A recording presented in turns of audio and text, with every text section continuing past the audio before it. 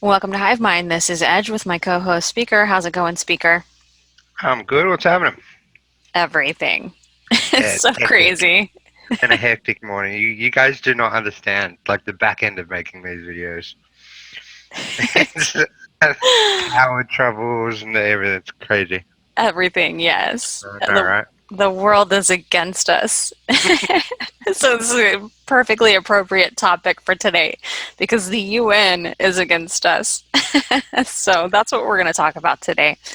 We're going to talk about There's this UN agenda. there's so much to go into about like with the UN that I mean it could be like 4 or 5 podcasts we could do on it, like just individual aspects on it. But because we touched on the Great Reset the other day, which is one of the UN agendas, we thought it would be appropriate, especially at this time, to touch on another agenda, which is the 2030 agenda, which is quite clearly laid out for them, and that's what we're going to mostly consolidate this podcast on. Yes, so we're going to talk about the 2030 agenda, which really does kind of morph into the Great Reset and so many other things. It's, the World Health Organization and the Great Reset through the World Economic Forum and the UN's 2030 agenda really all do work in coordination together to accomplish this takeover of every aspect of the world, the globe, and the citizens of the entire Earth. So it And affects all of us. especially with this pandemic now, it has really opened up the doors for them, and you've seen them go 100 miles to start pushing all these things now. They've found their window. Yeah, so we thought it'd be really important to go over the UN's 2030 agenda. And, they use a lot of flowery language, a lot of utopian style ideology in their 2030 agenda. But we're going to break it down as best we can to explain what the reality is versus what they sell to the public. So, the UN 2030 agenda has 17 goals. No poverty, that sounds great. Zero hunger, who doesn't want that? So we're going to go through these and talk about what each of them really mean and kind of give some examples. So, what are your general thoughts on the UN's 2030 agenda, Speaker? Well, of course, I'm going to go into it more here, but just looking at that chart, it's it fills me with a weird feeling because they do try to make it look so flowery and so nice, and they use words that you know that we can all like all these things we can get behind. I mean, there's nothing over there that I don't think people want to see happen. The problem is, it's the UN trying to sell you this. Right. It's the That's implementation of these goals that are very sinister. 100%. It's all building up, and we know how these people work. We know how these elite work, and these companies that fund the UN, that back the UN, that also back the World Economic Forum and the World Health Organization, and all these things. Uh, these these organizations are pumped up by mega donors and elite corporations. Let's not forget that. That's the issue.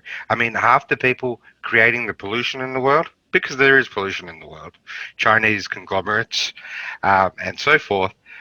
Half the ones funneling money to these organizations is a catch-22.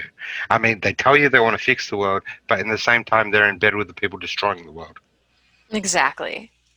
We're living in a sort of mirror of reality, and whatever they're telling you, you can ensure that it's going to be the opposite once it's implemented. So starting with the first one, which is no poverty, they've promised to end poverty in all of its forms. But here's the problem with that. Gutierrez, who's the head of the UN, he is re-envisioning society after COVID-19. In his speech, he's calling for a new social contract that's promised this redistribution of wealth, basically, to ensure that the power, wealth, and opportunities are shared more broadly and fairly at the international level. So that's basically redistribution of wealth. Sounds a lot like communism to me, does it not? Yeah, global socialism. Global socialism, global communism. Let's just take the Chinese model and just implement that everywhere, because that's such a great society to try to model the entire world's governance and economy after, right? Hmm. Yeah, it for anyone that's seen poverty, like seen real poverty, and some people may have, and some people may not have.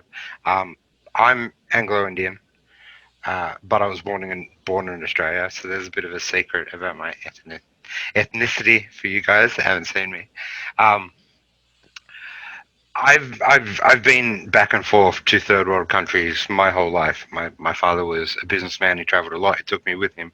I've seen poverty in places like India and throughout Asia, and it is horrible to witness. It is, and it's something that you can't look at and go, okay, that is going to fix it, or this is going to fix it. It doesn't work like that. There is over roughly, by the estimated counts, from 2019 figures, over 786 million uh, people that live in poverty worldwide. That's a lot of people, and the majority of them are all kind of consolidated within 5 countries. Now, we've seen how elites deal with this, what they call a situation or a problem.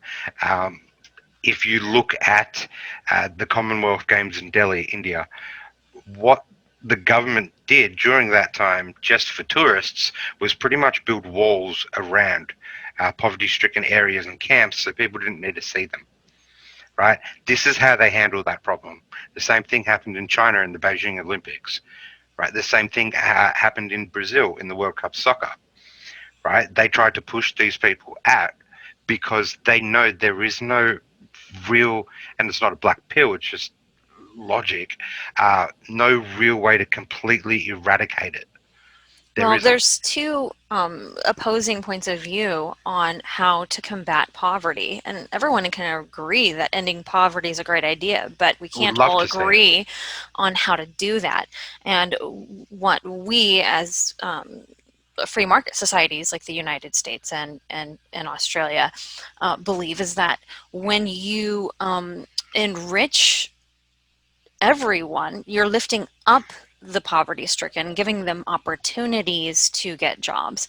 And this version, what the UN subscribes to, is a redistribution, is taking the wealth from the rich and giving it to the poor. The problem is that never works. You're just consolidating all of the wealth under government control, and there is no free market, so these businesses can't flourish and thrive and provide the jobs. It never works. It never works when you try this. It makes more people poorer in the long run.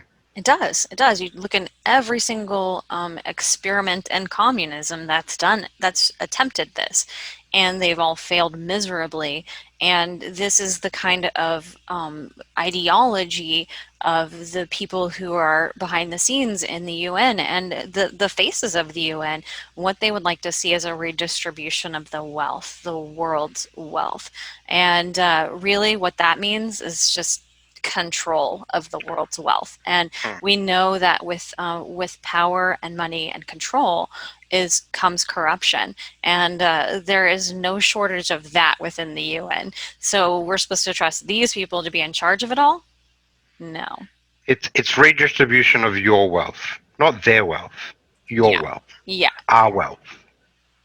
So moving on to the second one, zero hunger. So they do want to eliminate hunger in the same way they want to eliminate poverty. It seems like a noble cause. End hunger, achieve food security, and improve nutrition, and promote sustainable agriculture. So when you get into the nitty-gritty of it, what does it actually really mean? Well, you have to look at, how they plan to provide food for for the globe, and it really does have a lot to do with uh, the farming, and really does have a lot to do with controlling the world's food supply. Because when you control the world's food supply, you control the people. They're using GMOs, genetically engineered foods including CRISPR genome editing and genetically modified crops to provide food for the people. So basically making us sick. And then, they don't want, the farming industry as is. They want to revamp that in this whole global reset, automating a lot of the jobs. So, we've got drones and, smart tractors and everything doing the jobs that our farmers would normally have been doing. And farming is not an easy job. Agriculture is not an easy job. I mean, we've got farmers, and I can only speak for Australia here, that are struggling at the moment. Those farmers know what they're doing. They know how to grow food. They know better than any government body that can come in and tell them, "Oh, no, you're not growing crops correctly." I was like, "Are you serious?" Right? So the only way they can implement this is if they create their own form of farming and agriculture based on machines, certain pesticides, certain chemicals and growth things that they're going to use to grow. Nothing of it will be natural in any way. They'll sell it as that. But it definitely won't be. I mean, recently there has just come a breakthrough that I was hearing on the radio the other day. I forgot the name of the person that was talking about it, but they're saying that they can now chemically grow meat Yeah, through cells of calves and stuff like that. Um, and that can be available in stores. And so this is lab grown meat. Sorry, but I'm lab not going grown to eat meat. lab grown meat. No. Oh my gosh. No. I mean, this dystopian future that they want for us, where we're eating chemically laced and genetically modified foods. We cannot depend on ourselves to grow our own natural foods. We're completely dependent on a world governing body that is entirely in control of our food supply. And what happens? What happens should we um, dissent from their power and their control? They can cut off our food supply. It's insane. This is why everyone needs to learn how to grow something. I think it is that like this is a noble task for any human being on the planet. Go out to the garden and try to grow something. It's a great skill to learn, and who knows when it can help you in the future. Yeah, definitely. And But then like, when if have you ever seen the movie Demolition Man with no, Sylvester Stallone, Wesley Snipes? no. Right. In that movie, it goes into the future, and it's this real peaceful future. All the things like salt are banned, things that are not good for you are banned, so cigarettes and things like that. And this world is looks like a utopia, but at the cost of humanity, at the cost of individualism, or at the cost of people's uh, individual choices really not being shown. You can like physical touch is kind of outlawed because it can spread germs. Wow. When was that movie put out? Years ago, years ago, Yeah. it's an old movie. Yeah, it's almost like it was predicting our present Look, there's existence lots of right movies like now. that. There's lots of movies like that, and Hunger Games being one of them. There's a lot of things that have been predicted this sort of future, but now we're just seeing the starts of it. I mean, Aldous Huxley, in his book *The Brave New World*, if you haven't read it, please read it. Um, where he describes in this book of his society that is, it's kind of the opposite of 1984 in a way that people have imprisoned themselves with their own luxuries. So if you mix those two books together, this is what we're kind of seeing playing out at the moment. Right. It is. And when you look at the health industry, because that's goal 3 is to ensure healthy lives and promote well-being for all at all ages. Well, that sounds great, but when you're implementing it, it looks more like universal health care. And we all know that, with them trying this in other countries, trying it in America, that it drives the quality of healthcare down, not up. And the problem is that you have guys like this that they want running it. Bill Gates is not even a doctor. He's the primary funder for the World Health Organization since the United States is not no longer the primary funder. So he And owns it, pretty much. pretty much, and has been implementing his vaccine program across the world. And there have been countless claims of malpractice and of people getting sick from them in Africa and India. And the World Health Organization and the UN have been the bodies that have really done nothing more than just cover it up. And if you want to talk about covering it up, no one needs to be informed of this, how the World Health Organization really went to great lengths to cover up for China the spread of COVID from their country to the entire world. China's definitely got the World Health Organization in their pockets. And so if you really want to know who would be in charge of running our medical care, it's these guys, and they've shown us nothing but corruption, not being transparent, and essentially the World Health Organization from its origins has been, and the UN have been um, heavily focused on population control and essentially depopulation. And we want these people controlling our healthcare? So let's look at this to paint the picture of how amazing and efficient the World Health Organization is. The number one country in the world that has dealt with coronavirus was Taiwan. And the World Health Organization won't let Taiwan into the World Health Organization or the UN because China doesn't like them, and they're a Chinese sort of controlled run state. Uh, so yeah, that will tell you all you really need to know about the UN and the World Health Organization. The country that dealt with it the best doesn't even have a seat at the table. Right. And when you talk about what they're trying to implement with this initiative, this goal for healthy lives and well-being, really what they're merging it with is, so they've got, Bill Gates running this whole vaccine initiative through the World Health Organization, but really linking it and connecting it to biometrics, digital ID, okay, and then also later linking that to digital currency.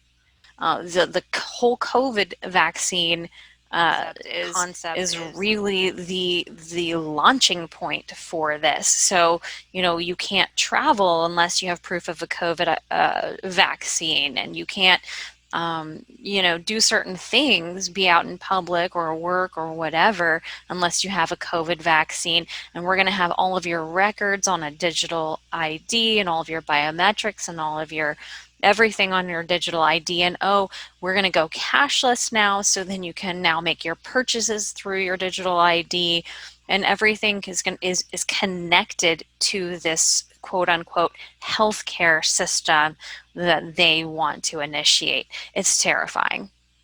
It is, and we're seeing everyone jump to it. I'm sorry, I don't trust the World Health Organization and this stupid plan and their vaccines for my health. I trust my personal trainer. He's the person I go to for my health advice, not you guys. Yeah, I would trust your personal trainer over Bill Gates any day. And Tedros. Neither of right? them are doctors. And all this whole department that they will have trying to tell people how to get healthy and their interpretation of getting healthy. Yeah.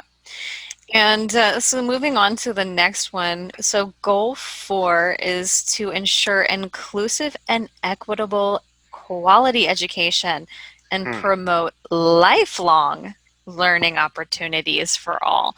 Doesn't that sound great? Let's just educate Quality people. education. We love it. We haven't had it for 20 years, so it might be Right. nice to actually have some quality education these But when days. you're implementing it, it looks more like they just basically want to take Common Core and globalize it. All right. So in America, been we've fought against the Common Core agenda in America because it really did not improve our education system. It actually complicated it and made it much, much worse for the kids. And they just want to take that and globalize it into like a world core curriculum. And it's really just, to me, it seems like they want to indoctrinate the kids, um, control behavior, attitudes, beliefs, views, spirituality through this globalization of indoctrination. And it doesn't just extend through childhood. Now they want to do it for a lifetime. Because if you have a populace that is completely uneducated, ignorant, and subdued, then they're less likely to rise up against you. Mhm. The same thing in Aldous Huxley's A Brave New World. There's only one person that challenges the system in that whole book and in that whole society and culture because he's the only one that can actually think differently and has independent thought apart from what they're trying to do now. I mean, kids have no rational thought these days. I'm pretty sure it'd be really hard for someone like me or you or anyone watching this and that learn stuff from our videos to actually be able to comprehend the things that we're talking about. It's not because they're dumb, it's just because they've been taught in different ways than us. They're not analyzing things or they're not seeing things in that way. They're seeing it in a totally different aspect on the way that they've learned and been taught. And that is to not ask questions and to just keep fueling what they've been told and what they've learned as that being the only subjective truth. Right. Never teach them about true history because if they learn true history, they'll learn from the mistakes of communism in the past. They'll learn about how they don't want to repeat those mistakes. Never teach them about critical thinking and to come to conclusions on their own based off of critical thinking. It's really repetition and regurgitation of the same mantras over and over and over again. And it just reminds me of like re-education camps, like in China. And that's the kind of thing that they really want to implement through their education program, in my opinion. What do you think? They talk about it now. They talk about re-educating conservatives and re-educating Republicans, and they already talk about this. They already openly tweet about this stuff. Yeah. And I know this one is close to your heart here, gender equality. Love gender Number equality. 5, gender equality. Uh, Yeah, Look, I'm all for gender equality. I don't think there anyone that isn't. But it's the gender equality of what you're seeing now is not equality. It's domination and control. It's yeah. exactly what it is. It's trying to demasculate men and masculate females, which is weird. It's like don't you find that weird? Because that's not really gender equality. That's not pushing like feminine ideas and notions. That is females trying to be men and men trying to be females. It's Yeah, weird. yeah. It is So weird. all upside down and backwards. But yeah, so the It gender is equality completely. movement, I think, is far less about gender equality and far more about the demonization of masculinity. And the and reason the for and the that, destruction of femininity. yeah, It's true. yeah. I don't think it's just one way. I think females.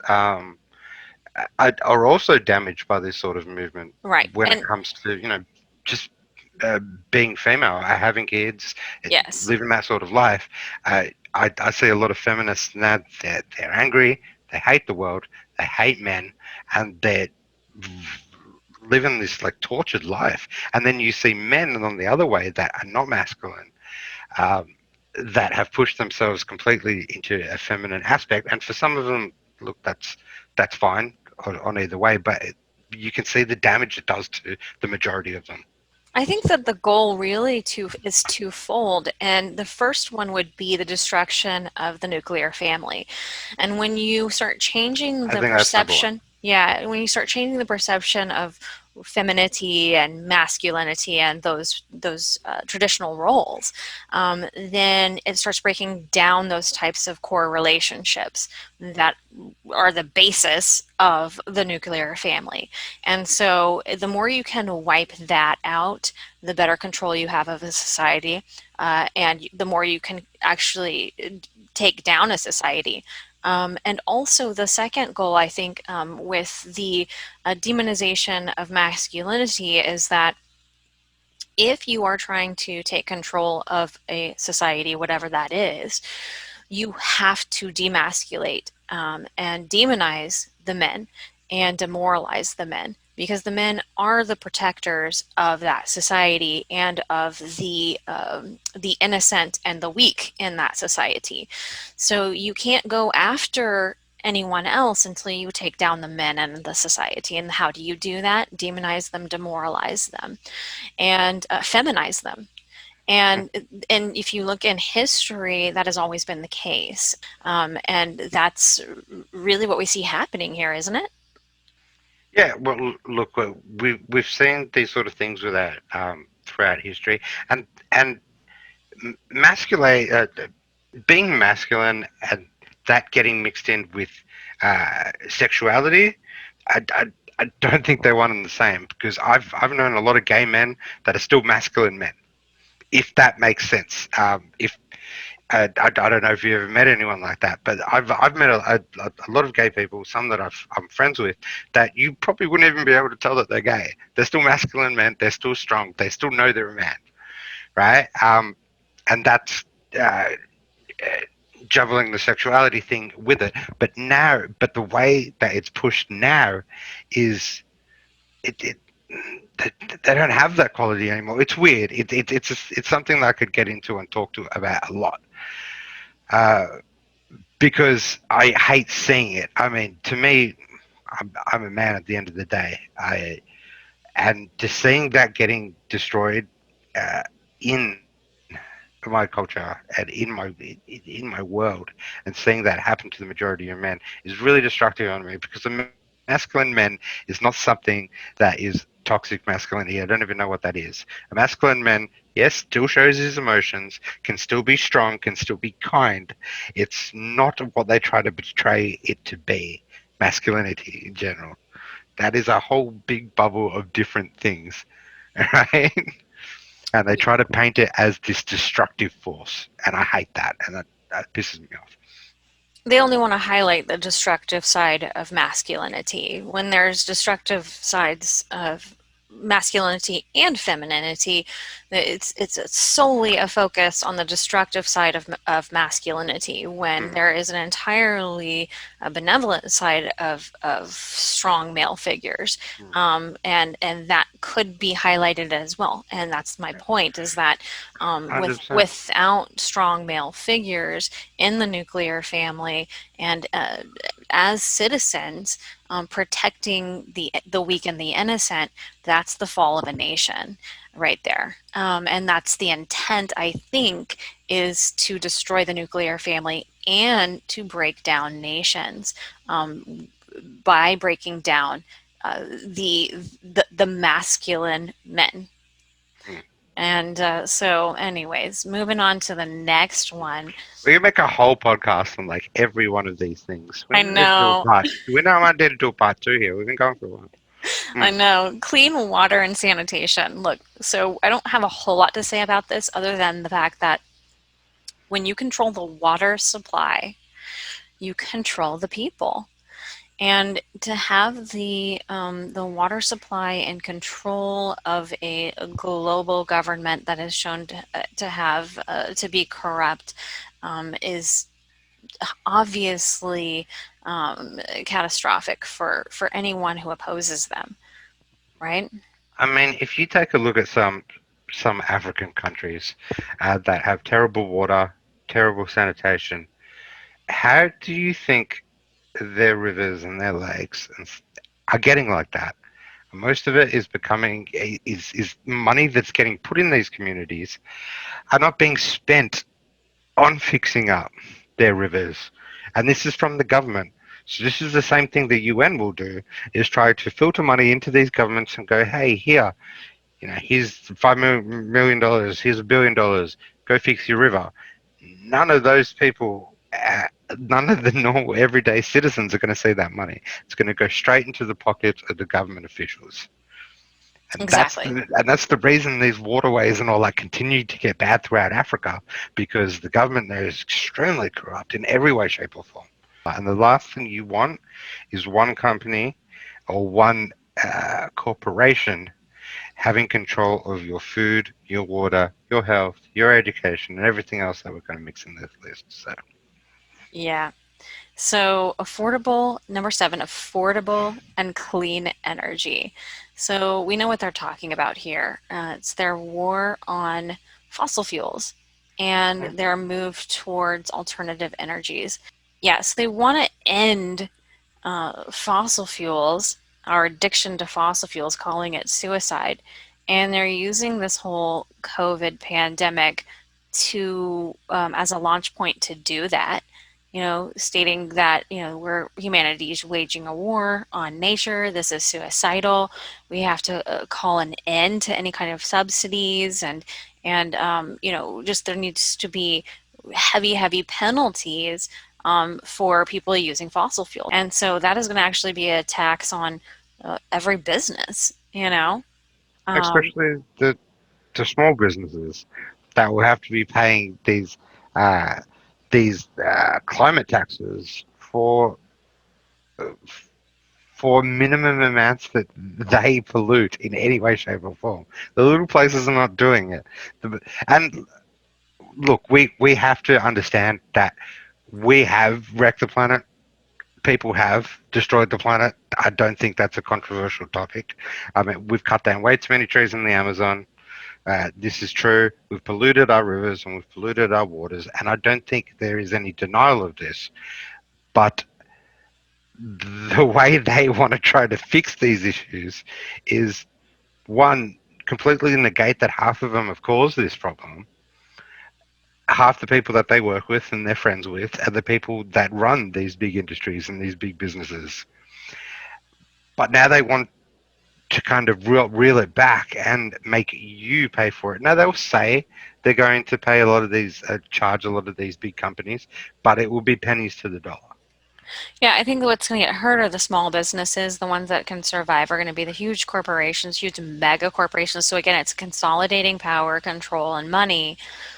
And really, the biggest offenders, like China, for example, they say on one hand that they're going to comply, but have they ever complied before in the past? What would make you think that they were going to at this time? Of course not. They're a one-party system. Yeah. What China says goes. They don't And care really, about the rest of the world in any way, shape, or form. They care and about China. yeah, and really what it seems like to me is that it's really trying to level the playing field between these countries who are rich and the ones who are poor, because it's the ones who are wealthy that are going to be highly taxed by this. Again, a redistribution of wealth. It's taxing and penalizing people that really have nothing to do with this. I mean, there's a lot of small companies and a lot of small businesses that really put a minimum footprint in any possible way on this planet. But they're going to get hit like everyone else. Remember, everyone has to do their part. Remember the wording. And all these places will get hit. Even places that are not even have anything to do with this industry. There'll be taxes. Yeah. So moving on, so decent work and economic growth, number 8. So, they want to use this whole COVID pandemic to just completely transform the economy and jobs. And what does that really mean for everyone? Well, they want green jobs. Let me see if I can find where I was at. Yeah. So they want green jobs, as if that ever worked.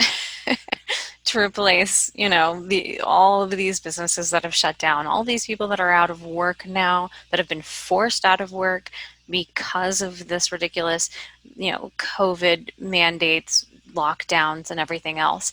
But they're imagining, that the recovery money spent on coronavirus must deliver new jobs that are green, and the taxpayer money to rescue businesses have to be for achieving green jobs, sustainable growth. This utopian idea that every job that has been lost at this point because of coronavirus, we're going to give them green jobs. And so they want to completely transform the landscape of the jobs market and the Yeah, economy it post doesn't work COVID. like that. It doesn't work like that. You can't just put someone that's been a miner his whole life into a green job and expect he was going to know how to do it. Or if there is even a job there, let's be honest, right? A lot of these industries are going to get smashed. Like in the end of the day, some of that has to remain. We cannot completely go this amazing green utopia. I'm sorry, it's not going to work. I'm all for helping the planet in every way, shape, or form, but we do not live in a utopia. We will not completely phase out all these industries. That's what they want to do. They want to phase them out, automate a lot of jobs, consolidate people into these huge mega cities that are green cities with their green infrastructure, where the people are completely reliant on the government, not able to care for themselves, not able to grow their own food, take care of themselves in any way, just completely 100% from cradle to grave, relying on the government. Hmm. We work And, for the state. mm-hmm, yep. And that gets me to the next one, which is number 9, industry innovation and infrastructure. So they want the infrastructure to be like these huge cities that are like green cities. So they imagine that there's going to be 9.8 billion people by 2050, and that all these people need to be concentrated into these large, smart metropolitan areas that can provide jobs for them, and that they imagine that it's going to be health and social care that can be supported by remote monitoring and video systems. That sounds like a lot like you're completely surveilled in these green smart cities that they want everybody living in. And ultimately, the smart cities are about enhancing the delivery of services to citizens from cradle to grave. It seems like they want to be an entirely nanny state globally, and everybody to be consolidated into these smart cities. There's no ranchers, there's no farmers. You're not living in rural areas anymore. That's all been confiscated by their world government. All the land is being used for how they deem it to be used. And you're living now in these smart cities where, from cradle to grave, you're surveilled, monitored, all for your health and safety, and you're perpetually re-educated. How about that? It's given your freedom away for safety. Yes, and I mean, 100% it is. like an example. Just, this is sort of an example. Me and my brother were having a conversation about this the other day. We were driving through a new community that was built in my area. Now, the houses are really nice. They're well designed, they look nice, they're built upwards, so they're more than a couple of stories, but there is no land whatsoever. It's just a commune. Community looks really pretty, it looks really nice. Some of these houses were going for over $1 million, right? Now, the land is what is worth the money. If anyone that buys property and stuff like that, if unless it's in the city, of course, then location makes a big difference. But when you're in where we live in the suburbs, the land is where the money is. The land is where you make your profit and that you can resell at a higher profit. Those houses are never going to really go up. They're just a box. It's a box that costs about 50,000 that got put on the land that looks nice. There is nothing there. So when I see these places, yes, they look nice, but they worry me that people are actually going there and buying these sort of things and spending that sort of money. It's insane to me. It sounds like a total dystopian society, not a utopian society to me, that they're trying to create. And But that is subjective on the individual. Remember that. yeah, it is. It is. And it's frustrating and frightening to me that people look forward to this kind of future. But moving on to number 10, reduce inequalities. Okay, so reduce inequalities, what I read into that is that they want to reduce inequalities among countries. So how are they going to do that? Again, the redistribution of wealth and power. It's consolidation of power and control to a global governance rather than individual sovereignty rather than national sovereignty. Which is bullshit anyway, because we do know some countries more than others have more power within the UN, such as France, Germany, etc., etc. We know they have a lot China. more power. China, we know they have a lot more power over other little sovereign states. I mean, sovereign countries. So let's take Hungary for example, and Poland for example, that they both refused to take any more immigrants. That the quota of what the UN set, and that's what the UN can start doing to countries when they start consolidating this thing. They can start going, well, you need to take a certain amount of refugees, you need to take a certain amount of refugees, and that's what we've all decided on. And then when a country like Hungary and Poland goes, no, we don't want to take any, we can't take any more. Sorry, can't do it. Right? They get ostracized and they get kind of pushed out from this circle and they become an enemy. Right, right. And you look at who's invested in the United States rejoining conversations with the UN and with the World Health Organization and so forth. They're so just chomping at the bit to get Biden and Harris into the White House so that they can restart talks with all of the things that they had previously in place before Trump came into office. If it were ever to happen, this is what they want. You know, they would re-engage with a range of UN agencies and initiatives, particularly the Paris Agreement, but also the Iran deal, UNESCO, the World Health Organization, and so on. So they're heavily invested in the United States um, rejoining in their agenda. All of these elites that are vying for the New World Order agenda are all wanting Biden and Harris in office so that they can continue with that. Because Trump absolutely does stand in the way of those plans. So number 11, sustainable cities and communities. So they want these giant green new cities with everybody consolidated into these cities. And to me, it just seems like more of they, are going to have digital IDs, biometrics. They can monitor everyone, and they can use the excuse of, oh, health and safety. This is what's the best way. So, but if we need to consolidate everybody into these green cities, and where they're completely reliant on the government to And provide you're everything. easier and you're easier to control if you can be seen. Yeah, If you're within their web. yeah, absolutely. And then, so number 12, responsible consumption and production. So this is key, and this is what the World Economic Forum's Great Reset is all about too. It's just control every aspect of consumption and production. If you can control the consumption and production, you're controlling the globe, and you're controlling the global all of the citizens.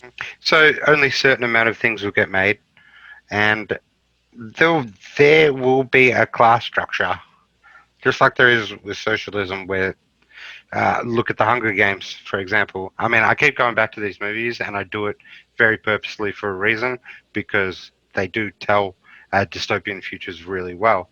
That's what we're seeing in that movie, where there are class structures. There's 12 districts. All those 12 districts work in simultaneous fashion to support the capital, to support the elites. Yet, I mean, the outside districts are all sort of equal. There's all sort of equality there. But what sort of equality is it? Right, right. Exactly. Equality, but what standard of quality is it? Mhm. So, That's it. um, so goal 13, urgent action on to combat climate change. So You want again, my conspiracy theory to come out? You sure. got to go back to that image. Which one? The The main this one. one? The main one. Yeah. Yeah. Look, it's an eye. Do do do Mm. do. See? I noticed that shit. Yeah, exactly. Climate action. Let's that we Let's could probably do a whole video on, but yeah, let's break that down. Well, it's alarmism. It's alarmism. So let's talk about how humanity is facing suicide unless we do something right now, and that means we need to get everybody involved in this Paris Agreement so we can control all of your production and your consumption. Basically, just controlling the world economy, controlling the globe, and controlling the citizens under this guise of if we don't, we're committing suicide. It's urgent. It has to happen right now. And And it's a huge fear tactic, like you said. I mean, you see kids on videos like bawling their eyes out and crying because they think the world is going to burn up in a year. Like, it is completely psychologically destructive to them. Now, like I said before previously, we have done damage to our world. Is climate change real? Depends. Man-made climate change or climate change. I mean, our planet's been changing climates for hundreds and thousands and millions of years. We've been through ice ages. We've come out of them. Our planet's been through covered in oceans and covered in deserts. And it's been way beyond our control for a long, long time now. It depends how you look at the question, but the way that they've weaponized it exactly.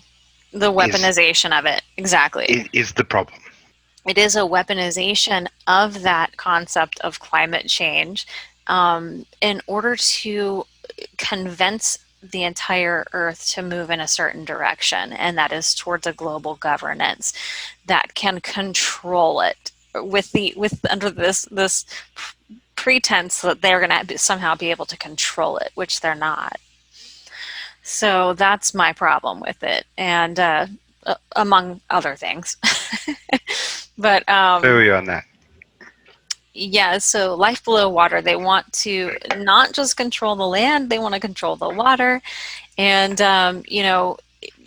look, it's just really about controlling the entire globe. They know that millions and millions of people in around the globe depend on fishing as their primary source of both income and food source.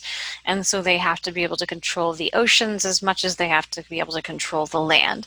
And also it's about controlling the energy sector. So, deep cuts in greenhouse gas emissions are required if we want to reverse the declining health of the ocean. So it's really just more of a justification for cutting fossil fuels and moving to green energies and that sort of a thing as well. So, Mm. so life So, on land, really just again trying to control. Um, what does that even mean? Life on land? Can you go to their website and yeah, yeah, I'll read expand it. that a little bit? Yeah, I'll read it for you. One sec. So, pr- protect, restore, and promote sustainable use of terrestrial ecosystems, sustainably manage forests, combat desertification, and halt and reverse land degradation and halt biodiversity loss. So again, it's just like That picture just pisses me off. mm, How they worded that. of uh, because if they would let us backburn, I mean, we wouldn't have these problems. So this is why I have this up here is because it's the reverse. So they want to protect the land and the environment and the animals, but the implementation of that here is an example. The raging fires in Australia and then also in California are due to a lot of those policies where they don't backburn, they don't clear the floors of the forests. Trust, trust me. I know a lot of these people that work in the forestry industry and the CFA. Uh, there's heaps that we can do that, but we are restricted in doing because of certain government policies and laws. And it happened in Tasmania a lot. They lost a lot of the tree industry and stuff like that. You can't cut down the forest. You do know Aboriginals were backburning for years, like 30,000 years ago, right? This is not a new thing. Yeah, it's counterproductive. So they want to save the land, save the animals, but the policies that they actually are implemented actually end up causing harm in a lot of instances. They like to claim during the Australia fires and California fires that those were caused by climate change. And the actuality, the reality is that it was these green policies of not backburning, not clearing the forest floors that ended up causing these fires. Not to Mm. mention Well, not arson. Arson. not not necessarily originally causing the fires, but help them spread and distribute is further territory, burn more land. Forest fires have been happening in Australia for every year since the beginning of time. We've always dealt with it, but they have started to get bigger now and larger now at attacking certain areas that they never have, spreading faster because of those reasons. But yeah, forest fires can start for a plethora of reasons. Right. I But didn't mean how they started. Yeah, thanks for that correction. I meant more of like how they spread and were so devastating. So mm, yeah. So number 16, peace, justice, and strong institutions.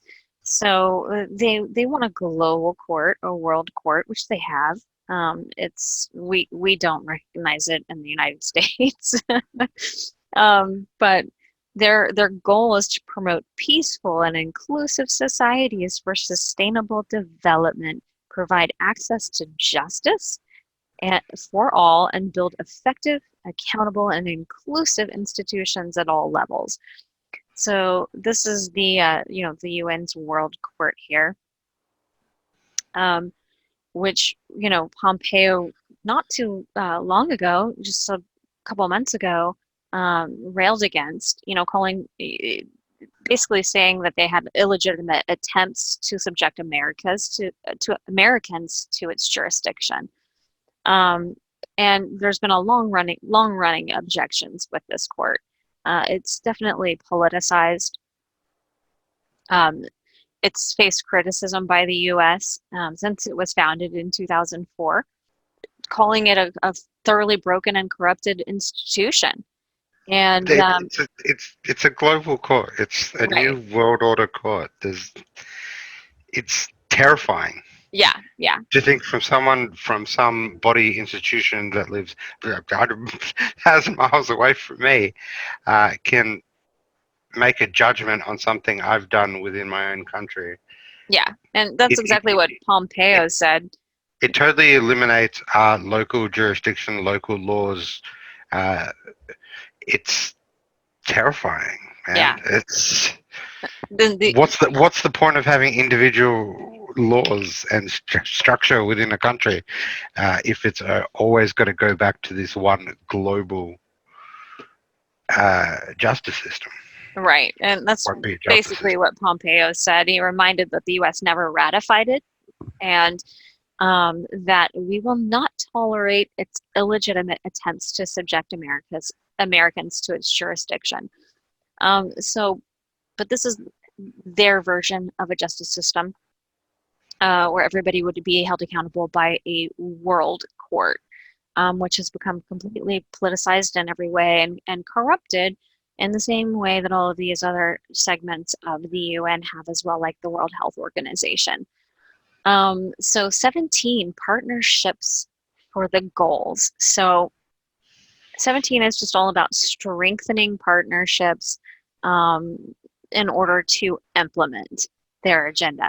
And again, going back to the whole reason why they need Biden in office is because he would partner with them, and they know they need the United States to go forward with their plans.